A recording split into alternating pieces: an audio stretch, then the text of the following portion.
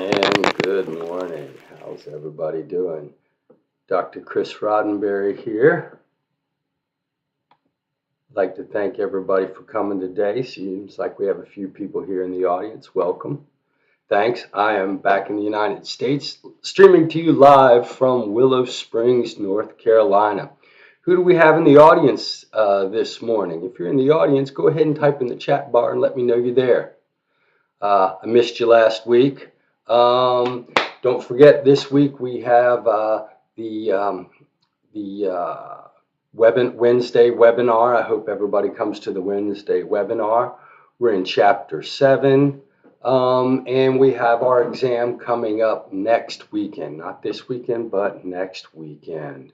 Okay. Right. So today we're talking about Chapter 7. Before we get started, actually, I wanted to have you, let's see, do we have anybody in the chat audience? Do we have anybody in the chat audience? Okay. We have Angela Yang here. Okay. Angela, I want you to do me a favor. I've got a short task for you. Now, I want you to do this little task. I'm going to show you a bunch of words, okay? And this list of words, actually, on the next page is a list of words. All right? On the next page is a list of words. Now, what I want you to do, I want you to read this list of words for me, Angelina, okay? But I don't want you to read the word. I instead want you to read the color of the ink that the word is written in, okay? You should see that. Yeah, okay, here we go. On the next page is a list of words. And what I want you to do is going from left to right, top to bottom, just like you read, I want you to name the color of the ink each word is printed in for me. Okay, see if you can do that, Angelina. Ready, set, and go. Don't read the word, read the color.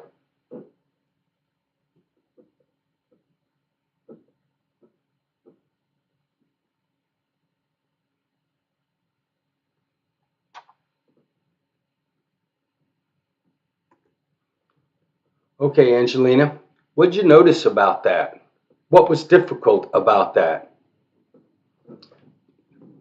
Can you tell me a little bit about what you experienced when you tried to read those lists? Was it easy or was it kind of difficult?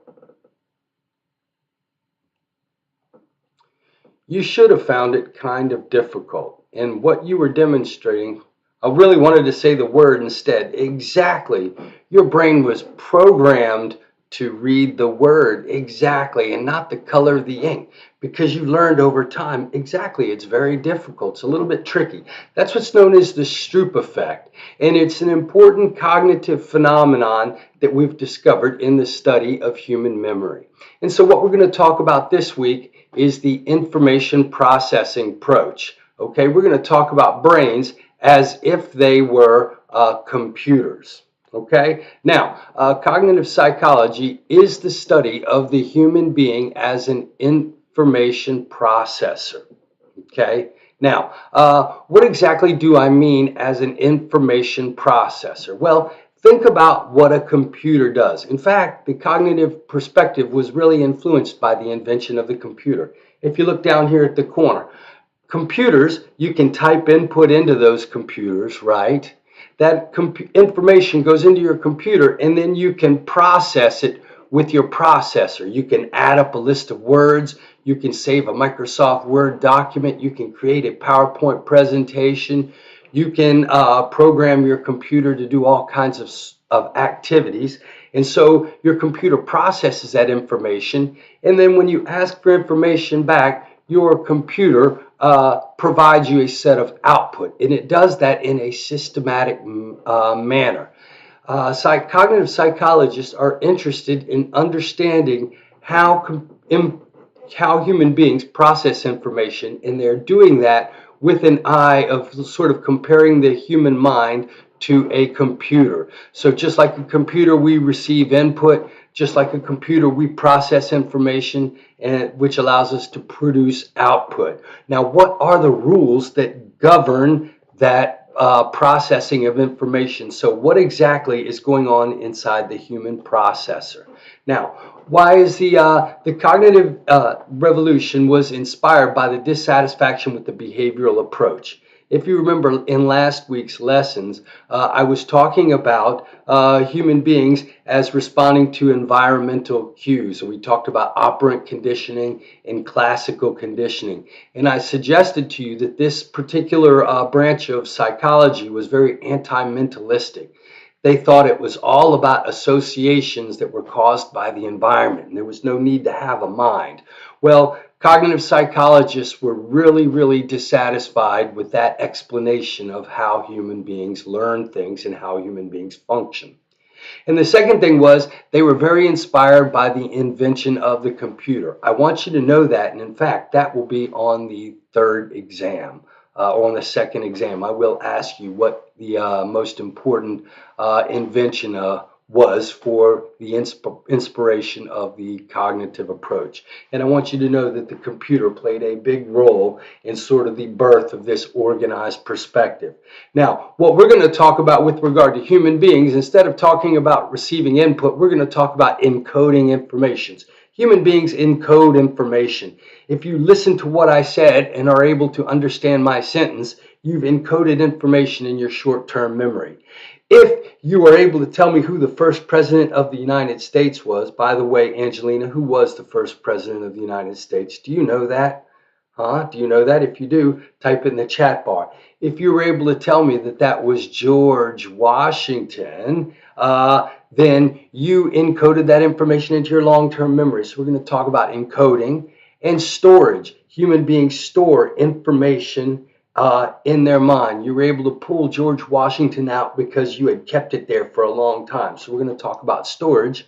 And then, Angelina, have you ever had that experience where somebody asks you if you remember something and you know that you remember it, but you just can't recall the exact memory?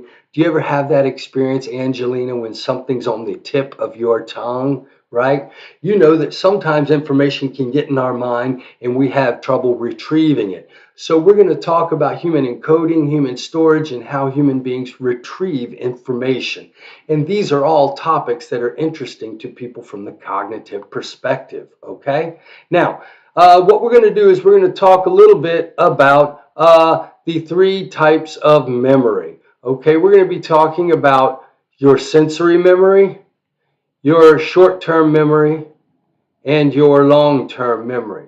So these three things can be thought of as a good explanation for how your mind functions. So we have one part of our mind called the sensory memory. We have the middle part of our mind called the short-term storage, and we have another part of our mind you might call the long-term storage or the long-term memory. So this is sort of an organizing model for how we can think about the mind. All right, so what I'd like to do is first have you think about this thing called the sensory memory. Now, Angelina, as you were trying to read the colors of the words that I presented in the Stroop effect, sorry, the colors are messed up.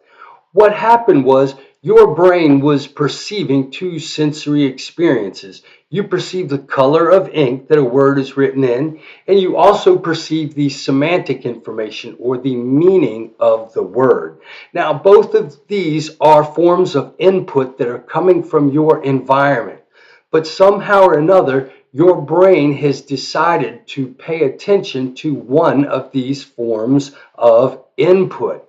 You can think of this area in your brain where you decide what you're going to pay attention to, where your brain makes decisions about what you're going to pay attention to. Let's call that your sensory memory. So your sensory memory is a preconscious part of your mind where information goes to or is encoded before you actually consciously perceive it. Okay, and so what happens is all the color information and the verbal information and maybe even the lines and shapes came into your mind, and what you chose to pay attention to was the words, the semantic memory of these words. When you do that, your brain is processing information. We're going to call that preconscious processing area your sensory memory. All right. Angelina, were you here a couple of weeks ago? And I'm not sure who else is in the audience. Were you here a couple of weeks ago when we talked about consciousness? And I did the video with the dancing bear. And some of you were not able to notice the black bear dancing through the screen. Do you remember that, Angelina? If you were here, I showed you that you can actually see something can walk right in front of your eyes, but if you're not predisposed to think about it, you may not notice that particular object. This is called inattentional blindness. And we also talked about change blindness. We talked about both of these in the consciousness chapter. And these were times when things came right across your face, but you decided not to pay attention to them. These are all examples of what we might call your sensory memory. And this is your sensory memory area that allows you to decide what it is you're going to pay attention to. What of the things that are stimulating you right now are important enough to gain your conscious awareness. Now, this is a very, very short-lived memory. Things that go into your sensory memory, if you don't pay attention to them, they disappear after 1 second. Okay? So if you decide not to listen to my words, 1 second after they come in, leave your ears, you're not going to be able to remember what it is you saw, what color your shirt was during the lecture prior. Exactly, great, Angelina, and all of you looked at me for an hour but didn't remember what color shirt I was wearing because it slipped your consciousness. This is an example of what we might call the sensory memory. It's a part of your brain that decides what it is you're going to pay attention to. Okay, now the neat thing about the Stroop effect is you can actually train your brain to not pay attention to the semantic words, and then you can learn to read the colors of the ink really, really quickly. So this is an effect that you can quickly untrain. So your perception, your desire to read signs that you see in your world and not look at the color of the signs is something that was trained into your sensory memory over the course of your lifetime, and you can adjust it based upon how you choose to think about things. So you can decide that you're going to pay attention to everything that's red. You can decide that you're going to pay attention to everything that's blue. And so you can sort of change this, but your sensory memory is a filter that stops stuff from getting into your conscious awareness. I hope that makes sense. Now, there's another part of your mind that cognitive psychologists are very interested in, and this is called your conscious awareness, or your short-term memory, or your short-term storage. And your short-term memory is where information is while you are actively processing that information. So if you're thinking about my lecture right now, Angelina, if you're focused on my words and trying to understand what I'm saying, your brain is holding this information in your conscious awareness, your short-term memory. When I say a sentence to you, Angelina, you hold it in your short-term memory so that you can make sense of what I've said. When you read a page of text, when you read a sentence, Angelina, you have to hold the words of the sentence in your consciousness long enough to make sense of the whole word, the whole sentence, right? What's in your conscious awareness at any given time is in what we would call your short-term memory store.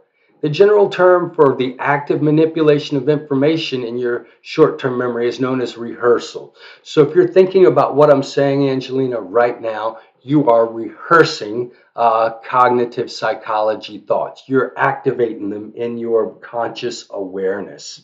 Now, what we do know is that your conscious awareness can only hold so many things at one time, okay? And we'll call this your digit span. It's the size of your short-term memory.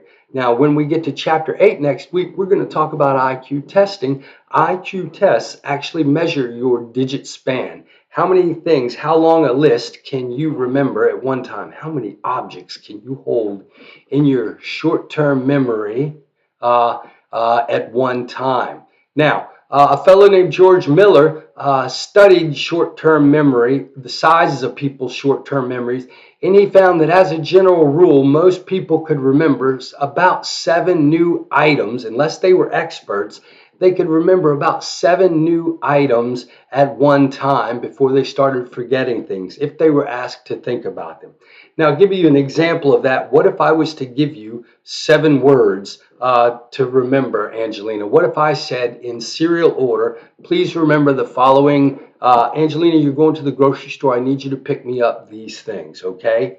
I need butter, milk, hamburger, potatoes. I need some dish detergent. I need some butter. I need some yogurt. And if you could get me some apples, and you could get me a watermelon, and then yeah, I need a 6-pack of Coke. All right. How many of those items on my grocery list do you think you could keep in your mind, Angelina? Right?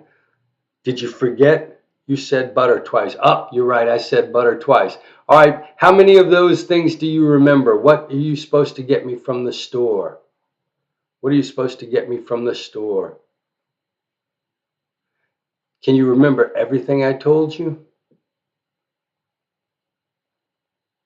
Or can you only remember some of the stuff? Buttermilk, hamburger, watermelon. Okay, nice. Actually, apples. Wow. Okay.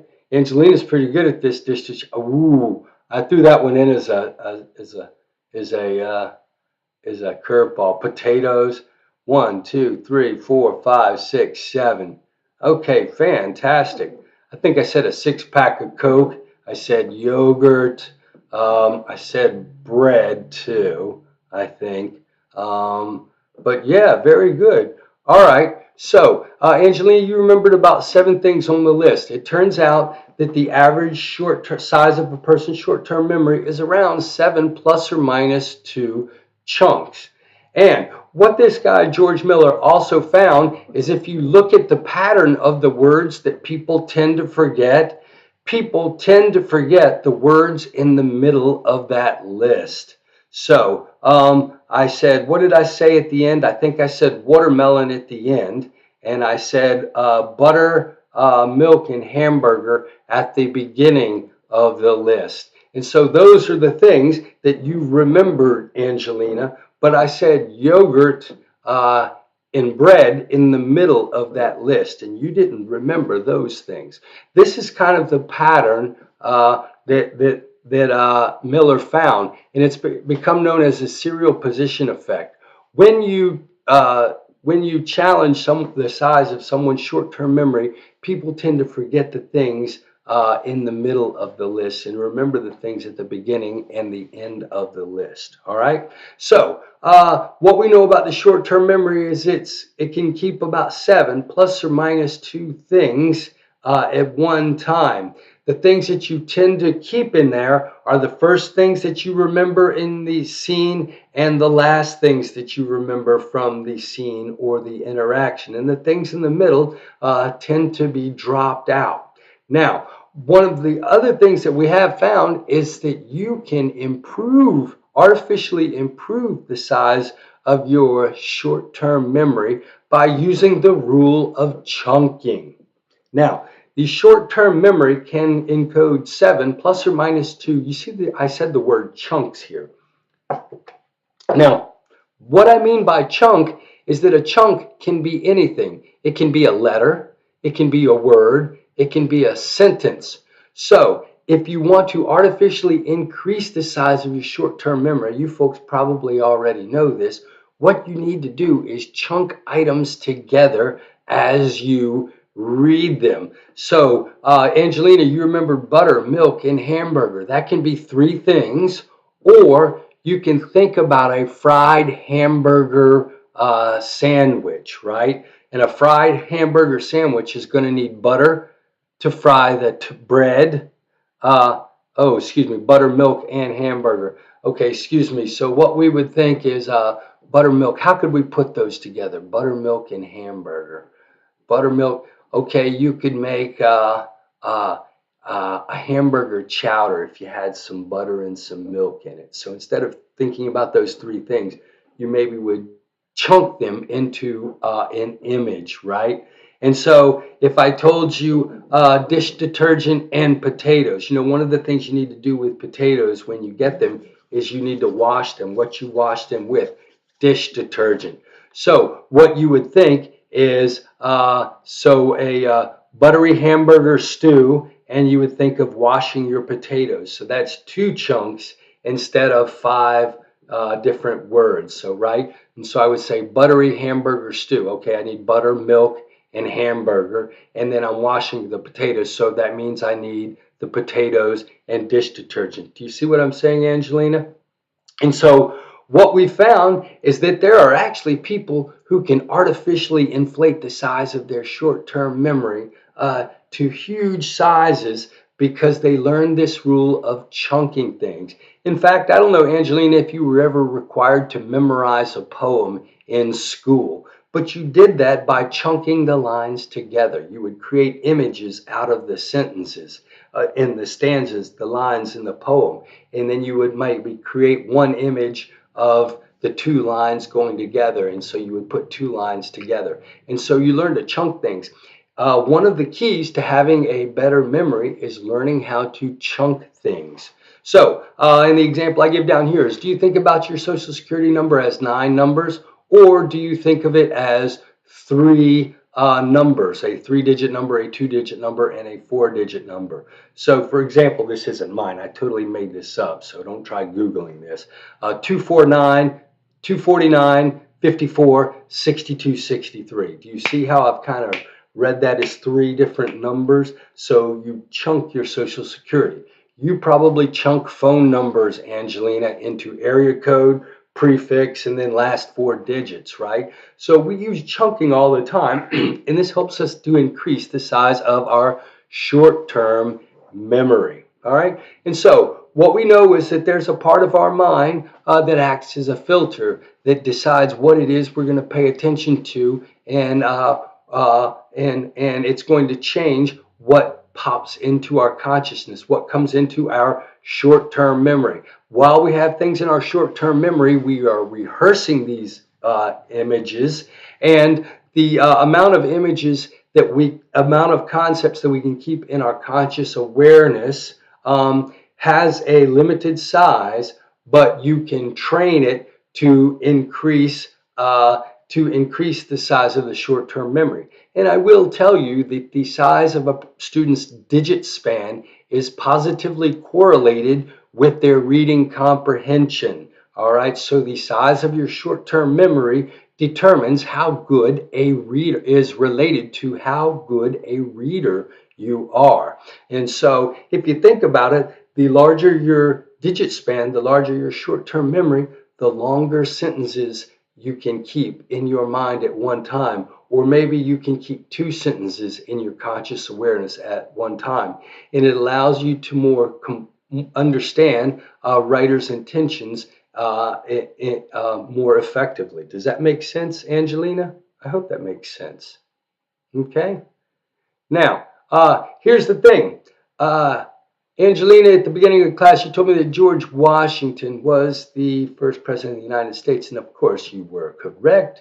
Now, here's the thing. You probably hadn't thought of George Washington in months, maybe not even in years. Who knows when the last time somebody wanted to know who George Washington was, or when you paid attention to a $1 bill and noticed George Washington's face. You probably don't even, you probably don't even look at your $1 bills. Increasing short-term memory and your digit span. Yes, yes, yes, Angelina, and I'm going to get to that in about 1 or 2 slides. So in fact, I'm kind of kicking off into it right now, right? Okay. Now, you remember that George Washington is the first president of the United States. If I asked you, Angelina, to tell me what 3 plus 2 is, you would immediately tell me it was 5, right? If I asked you to tell me how much 40 divided by how much 10 minus 5 was, you tell me 5 again, right? You have a lot of facts. If I asked you who was the president right now, you could tell me it was Biden. If I asked you to tell me who the last president was, you could tell me it was Trump. You know all these facts that are in your mind that you weren't currently thinking about. So there is clearly a part of your mind where information is stored until you need it. You call it your memory, right? Oh, I remember that. When you talk about memory and remembering things, what you were talking about is your ability to retrieve things from what cognitive psychologists call your long-term memory. And let's think of this as a readily accessible unconscious memory store. If I ask you who the president was, you can quickly and easily bring that information up. Now, I'm going to say readily accessible because when we get to clinical psychology, we're going to talk about unconscious memory stores that aren't so readily accessible. Those bad and traumatic memories that are buried deep in people's psyches. And that's completely different. Right now, we're talking about that kind of memory that you have where you can easily bring things up into that you have desires and can usually easily bring things up into your conscious awareness. Now, when I asked you who George Washington was or who the first president was, you brought George Washington's name from your long-term memory back into your conscious awareness, into your short-term memory. Does that make sense? And you said, oh, so you retrieve that information from your long-term memory. And you also had at some point stored that information from your into your long-term memory. So there's a process of moving information into your long-term memory, and there's a process of getting information out of your long-term memory. So we typically talk about storage and retrieval. All right, now, your long-term memory are the items that are encoded in your unconscious memory store and may be accessed by your short-term memory at any time. Let's talk a little bit about this. It's probably unlimited in size. That is to say, we really don't know how much a person can learn. People can read all of their life and continue to store new facts. You are continuing to make memories your whole life. Who knows how big your long-term memory is? So for all intents and purposes, let's just say it's unlimited, Angelina. I'm sure there's a limit, but you know what I mean? Let's think of it as unlimited because you can learn anything. I'm sorry, I was cut off for a minute. Angelina, if you think about it, um, uh, you probably on your dying bed will remember George Washington, and you're going to have some memories that will last a lifetime. So let's say that things that go here, unlike in your short-term memory where they last for 30 seconds. Oh, by the way, after you stop thinking about something, rehearsing something in your short-term memory, actually, we'll get to that in a minute, but it's unlimited duration. Remember, your sensory memory, things only last there a second. If you don't pay attention to them, they go away and you never saw them. Things in your short-term memory, they're only active in your short-term memory as long as you're rehearsing them. Once you stop rehearsing them, they begin to dissipate out of your short-term memory. But the long-term memory, things that you remember, like your fourth grade birthday party, or who your best friend is, or who the first president of the United States was, once you learn that thing and it stays in it gets in your long-term memory, we tend to think of those things as being relatively permanent, okay? Now, the weird thing is we can also have other people put images and thoughts into our mind that we can falsely think of as our memories. And we're going to talk about false memories tomorrow or on Thursday, okay? But sometimes people can plant memories in our long-term memory that aren't really there, okay? And the thing that here's where we start to talk about memory and how to improve your memory, Angelina. The quality of a memory trace, that is the likelihood of something staying in your long-term memory, depends on the type of rehearsal that you do in the short-term memory. If you remember from short-term memory, the general term for active manipulation of information in your short-term memory is known as rehearsal. So, how do we determine what gets into our long-term memory? It depends upon the type of rehearsal. All right. Now, here's the deal. Number one, look down below me. What you see is an example of an association network. And actually, let's call it you know what, this is somewhere in, let's call this a schema. A bunch of schemas together is called an association network. If you think about it, there's a color schema called red. There's a vehicle schema as well, and then there's a fruit schema all together. So really, this is three schemas together. It's called an association network. Now, if you think about it, what is a schema? Angelina, a schema is a set of associations that goes along with the concept in your mind. For example, Angelina, if I asked you, let's say I asked you to tell me what are some, when you think of circus, what comes to mind, Angelina? Please tell me what thoughts come to your mind when you hear the word circus. Tell me some things that come to your mind. And you might say, okay, very good. No kidding, clowns. What else? Unicyclists. Okay, great. Fantastic. Games. Okay, what about lions? Jugglers. Oh, right. Absolutely, right? Now, here's the deal. And gymnasts, right? Gymnasts. Did I spell that? Yeah, gymnast. There we go. Gymnast. Now, if you think about it, those words are the associations that you have for the the concept of. Don't worry about it. I started to spell it wrong too. So here's the deal. If you think about it, those are all the things that pop into your mind. Now, if I said birthday party, you would probably say cake, games, candles, etc. If you think about it, every concept that exists in the world, you have a set of associations with it. And that's known as a schema. So if I said vehicle, you would say car, bus, truck, or van, right? You would probably, or train, you would say, so all of these things are types of vehicles. You have a schema for vehicles. If I said color, you would say, oh, red, orange, yellow, green, and rose, purple, green. You would come up with a bunch of different colors. So for every concept in our mind, we have a set of associations. These associations are called schemas, a knowledge structure that contains the mental associations for a concept. Now, if you'll notice, there are connections between different schemas. So we have three schemas in here: fruit, colors, and vehicles. And if you notice, when we talk about they're connected, so we have different colors, and red is typically associated with fire engine, which is a type of vehicle, right? And apple is red, so that's attached to the color. So if you think about it, these schemas are connected together in these things called association networks. Now, each and every person has a set of association networks, a set of memories that you have in your mind.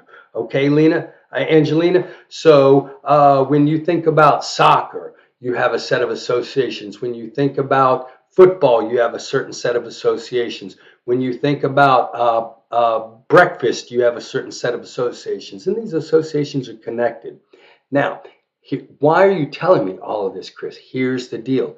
If you want to get stuff into your long-term memory, you need to connect them to schemas that are already in your mind. If you do this, you are engaging in what we call elaborative rehearsal, Angelina. Okay?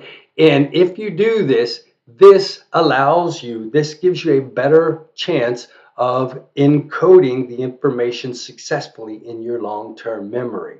Elaborative rehearsal is rehearsal that involves relating the memory trace to other memory traces that are already there, things that you have in your mind.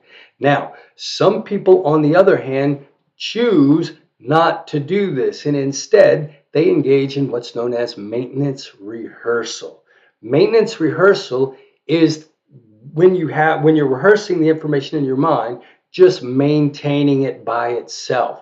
This is sometimes known as repeating something over and over.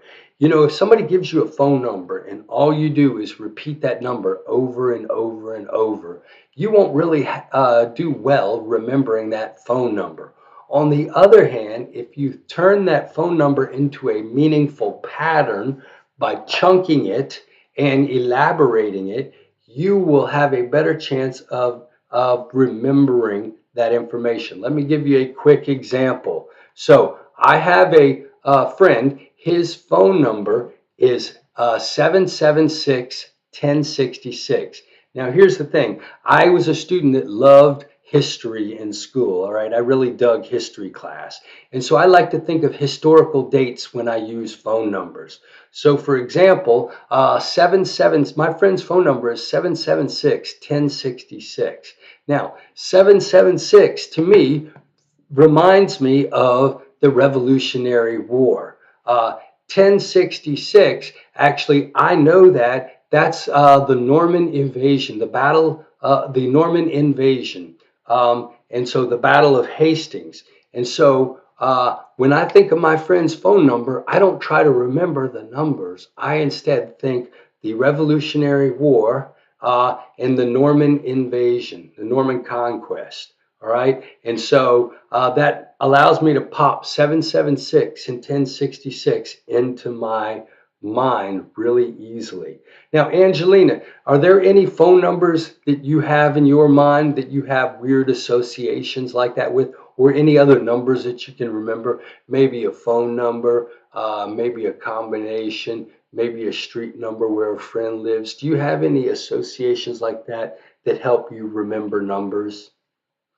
If you do, you are using elaborative rehearsal, all right? And this is a really good way of creating a stronger memory trace. Now, in order to remember something, not off the top of my head, okay, that's cool. Do you have any cues? Do you know every good do you know, please excuse my dear Aunt Sally? Have you ever heard of that, Angelina? Please excuse my dear Aunt Sally. Have you ever heard every good boy does fine? I think that is. Yes, okay.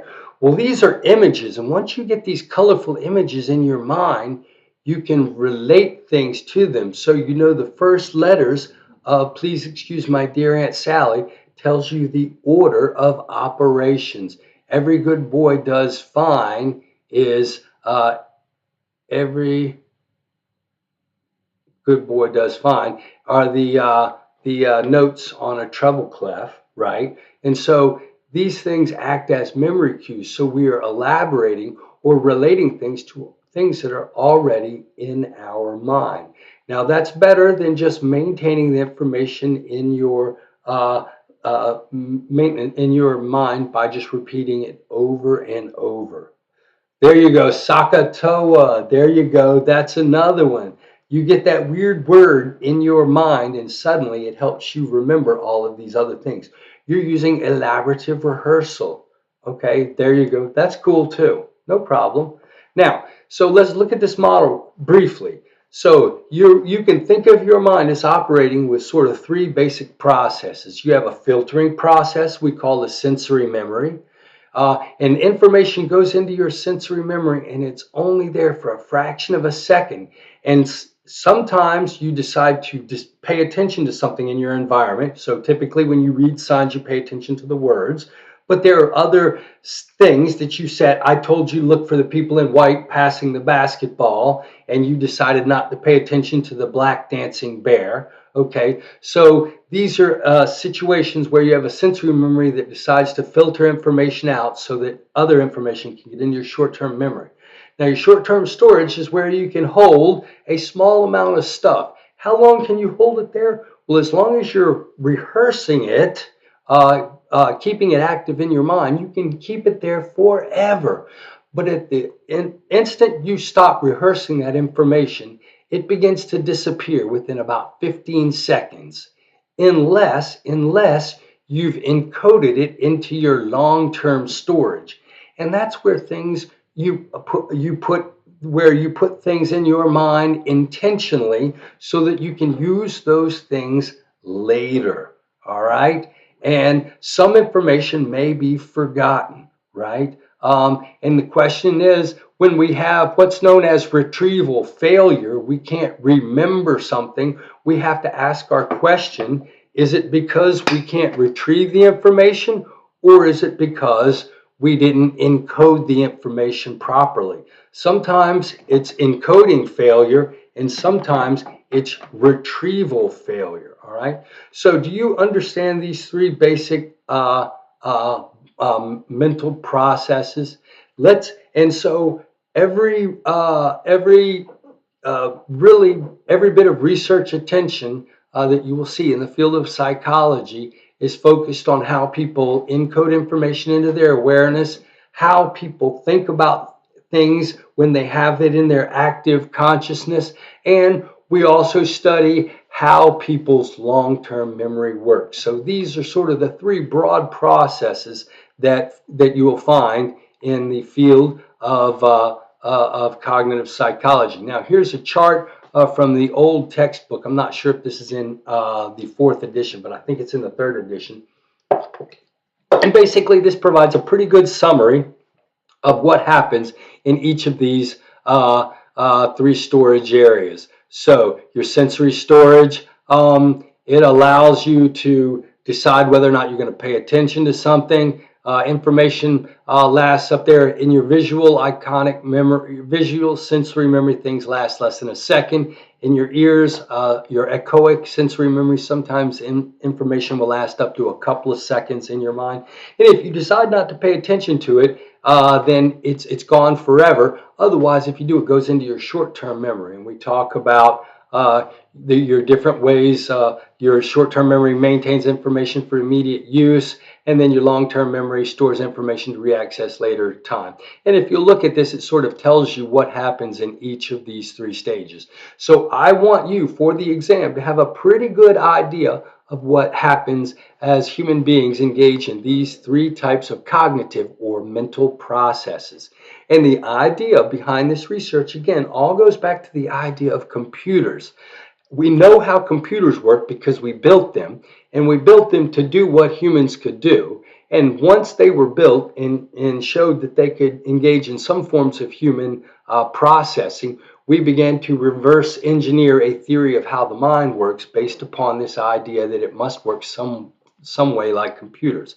Now, until recently, computers were, let's say, inferior to human beings on many important tasks that we consider uniquely human, like creativity, like forming new ideas and creating new things. But advances in artificial intelligence have blurred that line even further. So I won't say that computers don't think as well as human beings. They think differently. But what we did understand from the development of computers was that human minds do have a set of programs, if you will, built in that guide how we process information. Okay, now, how to improve your memory in 7 short minutes, Angelina. Good retrieval cues promote elaborative rehearsal and leverage the brain's strengths to improve memory. So, what you need is you need to leverage the strengths of your brain. Okay, leverage the strengths of your brain and use elaborative rehearsal to really create strong memory traces. Now, one of the things that you already do, Angelina, is you use mnemonics. You probably know what PEMDAS is. You know what SOHCAHTOA is, Angelina. So you already use these mnemonics to help you remember things. A good strategy is to do that. If you have some sort of series of information, take those first letters of that series. Let's say you're in a biology class and you have to remember 6 cycles during the life cycle of a bacteria or whatnot, and you need to remember the names of each of those phases. Take the first letters and create yourself a mnemonic, and then make a funny little story about it, right? So PEMDAS, please excuse my dear Aunt Sally. Please excuse my dear Aunt Sally. That's the order of operations. Parentheses, exponentials, multiplication, division, addition, subtraction. How do I remember all these? I create a mnemonic and then make a funny story. And Sokotoa, that's not really a story, but to me that sounds like an Indian princess. So that always popped in my mind. So Sokotoa worked for me, Angelina. So mnemonics. Now, mnemonics, and that's funny.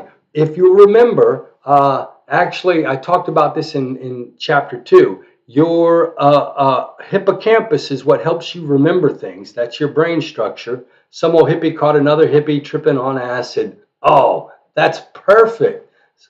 I've never heard caught another hippie tripping. I'd never heard that one. That's even better. I'll now remember that forever. Some old hippie caught another hippie tripping on acid. Ooh, good one, good one, good one. All right, so that's a funny story. Now, that's hilarious and kind of humorous. If you remember, your amygdala is connected to your hippocampus. Your amygdala tells you what you need to remember. That's how it evolved. Human beings' memory was designed to protect us from threats. And so when or to guide us to food. So whenever something makes us happy or scared, it activates our hippocampus, which is right there besides our memory structure. So humor, emotions are important for memory. So if you can come up with a funny mnemonic, it activates that amygdala, which helps create a stronger memory trace. Now, the other thing is use visual imagery. I can actually imagine this old hippie, just running into another hippie who's really freaking out because he's on acid. That's a funny picture in my mind.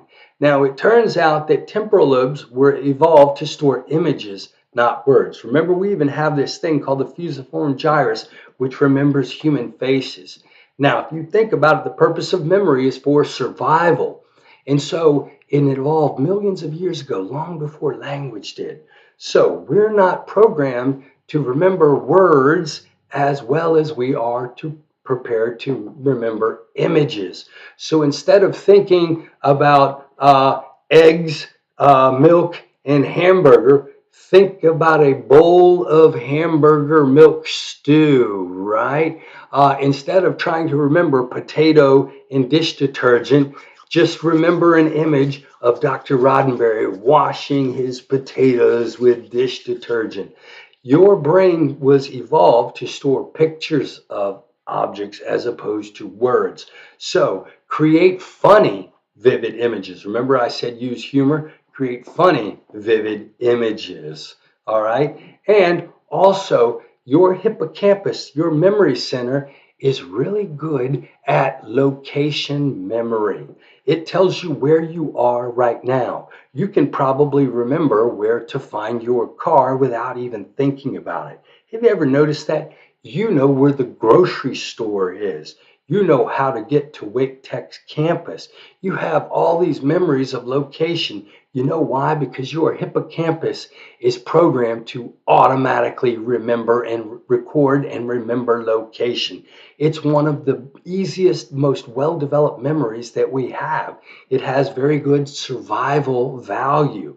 And so one of the neat things that you can do if you decide to store things as visual imagery is if you'll put them in places around your house. When you decide to remember those objects, you can close your eyes and come back to these places and remember objects by placing them around your house. So I could walk through my house and I could see myself in my kitchen washing off that potato. I would be at my kitchen sink. So what I do is I put that image there, and then the potato and milk, the hamburger soup with milk and butter. You know, you would probably find that in the refrigerator. So I'll put it in my refrigerator. And so then when I decide to remember stuff, what I do is I close my eyes and I imagine places in my house. and those images will come back to my mind immediately. This is known as the method of location. We're going to talk about this in the webinar on Wednesday night a little bit, Angelina, and I may even do an example of it. But if you really want to, you can supercharge your memory using the method of location, visual imagery, and the idea of elaborative rehearsal. You probably don't know this, but there is a an international memory Olympics, and there are people who call themselves memory athletes. And memory, just like any other ability, is not something you naturally have. It's a skill you have to develop intentionally. You have to learn good strategies and then use them. And so there are people who have mastered the art of using mnemonics, visual imagery, the method of location, and other forms of elaborative rehearsal to supercharge their memories. And the one guy, his video, I don't have his video anymore, but this guy actually memorized the exact position of every card in 10 decks of cards in 10 minutes. Imagine 52 cards, right? So that's 520 cards, and he remembered the exact card and its location, and it only took him 10 minutes to do that. And so they did this examination where they asked him, fourth deck, 21st card, and he would go, that was the four of spades. Then they'd say, second deck, 10th card, and he'd go, king of diamonds. And he was able to pick every card out. And the weird thing is, he's not a savant. He's not special. He's just highly trained. Right, Angelina. And you and I have these memory problems. So the thing is, those people who go through med school or get through law school and you say, wow, there's no way I could remember all that stuff. The difference between them and you is not that they're more intelligent, but they have more highly trained their memory strategies. It's really not so much about your gift as it is about learning the proper techniques and using them. All right, keep that in mind, Angelina. Now, oh man, I am running out of time. So, okay, cool. Well, the other thing too is that really, if you have to understand that the first time you try to remember something, you are going to forget part of it.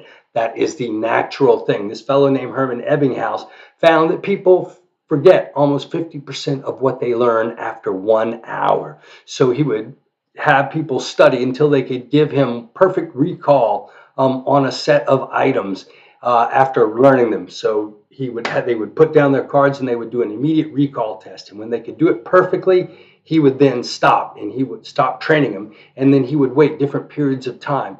And he found that if somebody learned a list of words 100%, within 1 hour, they forgot 50% of that list. This was called the Ebbinghaus forgetting curve. It is natural to forget stuff the first time you learn it.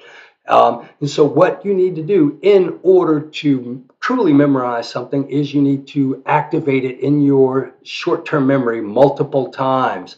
Consolidation is the process where you are attempting to consolidate something or put something into your long-term memory. And every time you bring something up into your consciousness, you are consolidating that memory. What you need to do to have perfect memory is to do that multiple times with the same stimulus information. Reconsolidate.